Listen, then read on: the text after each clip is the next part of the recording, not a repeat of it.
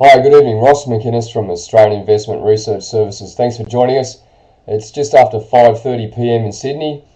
Another interesting day in global financial markets with the Chinese export numbers up 50% being confirmed today after yesterday being leaked, again providing a driver for Australian and Asian markets. This continues the battle between the market trying to stabilise over the last 3 weeks after the big sell-off on May 21st, which saw the ASX 200 index get down to 10-month low at 4175, and we're still trying to stabilise and rally up off that low. And this afternoon, this afternoon the ASX 200 did close up 1.1% at 4435.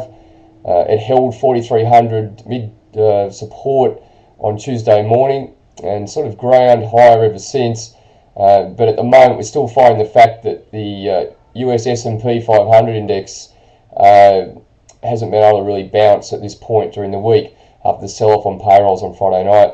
In this regard, it closed this morning down at 1050 and not far from the cycle low set on May 21st at 1040. So big night ahead for all markets. We've already seen a number of central banks make decisions on interest rates in the last 24 hours. Bank of Korea this afternoon said it wasn't going to change rates, even though its economy seems to be running at very well above trend levels. Still wary about what's going to happen with the European demand situation. Reserve Bank of New Zealand, though, wasn't as concerned and decided to move from 2.5% to 2.75%, the first interest rate cycle hike in their move. And tonight we're looking most importantly at the Euro Central Bank statement on monetary policy, which again will give us a key to how deep the recession or potential knockdown of growth forecasts has been in Europe over the last 2 months, with the Greek crisis spreading through Europe. So very important outlook to be presented at about 9:45 Sydney time.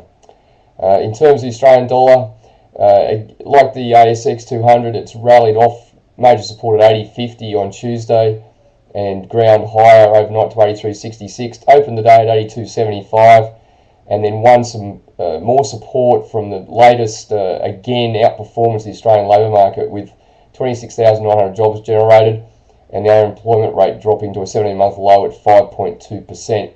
Last week the Aussie got up to 85.25, about the same time this time last week, so expect that to still be pretty critical up into the 85.50 area, and noting that it broke down from 87.50 back on May 18th.